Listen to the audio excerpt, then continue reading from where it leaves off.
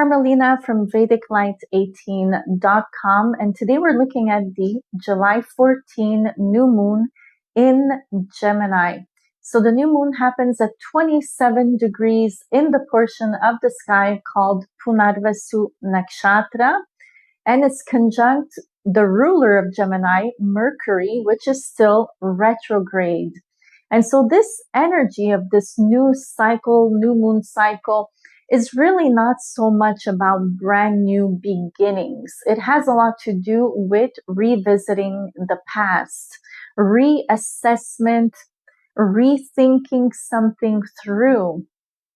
And I can't really talk about this new moon energy and cycle without talking about what's going on with Venus, because Venus on this day, well, actually on July 13, but also on the 14th, is in a bit of a predicament with the outer planets. It receives 3 difficult, challenging aspects.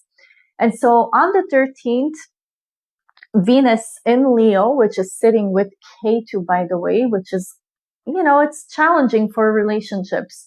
Ketu is this planet of detachment. It wants to strip away any sort of ego attachments pertaining to Venus. So any attachments pertaining to wealth and finance and relationships and romance. And so it's difficult. And this Venus-Ketu conjunction can be very conducive to dissatisfaction within relationships. You can feel like you're lacking something, something's lacking within your relationship. And then the fact that Venus is in Leo, this is not the best position for Venus to be in. It's not the best sign and placement because, this is the sign of the king and his kingdom. There's not a lot of room for compromise, for agreement, or things like that. Sometimes people that have Venus in Leo or Venus conjunct the sun, they're looking for somebody that fits perfectly into their kingdom, but sometimes they forget to consider that the other person, they have their own things going on. They have their own kingdom, their own life. And the other person may feel like they're sacrificing a lot to be in this relationship with this individual. They may feel like they have to just make a lot of adjustments, and they may feel like they're living somebody else's life instead of their own. And so this is the energy for the month of July in terms of relationships. Some of you may feel like you're living somebody else's life. You're not even living your own life.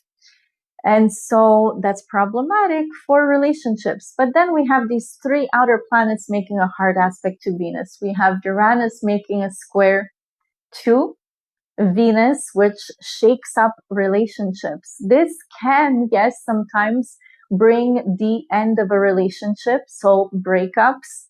It can even bring the termination of an agreement, the end of a contract. I mean, these are 2 fixed signs, Taurus and Leo. They don't like a lot of change. They like stability. They could be very hard-headed and things like that. But these things are still a possibility. But really, the Uranus square Venus is maybe, for some of you, it has to do with awakening, like sudden awakening to this difficult truth within your relationship that really changes the way you see your relationship. Some of you may desire to break free. You may have this sudden urge to no longer be in a relationship, right? You want freedom or something like that. Then we have 2 quincunxes, one from Neptune to Venus, and Neptune is sitting in Pisces at 10 degrees, and Pluto is sitting at 10 degrees in Capricorn, and they're both retrograde, and they're both making a quincunx to Venus. This configuration is called a yod, and also referred to as the finger of God. In this case, the finger's pointing to Venus, and so Venus is going through some stuff here.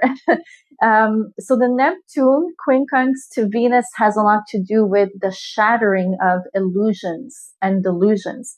And so if you've been idealizing your relationship, or you've been idealizing your partner or somebody, then, this illusion bubble can burst and pop around this time.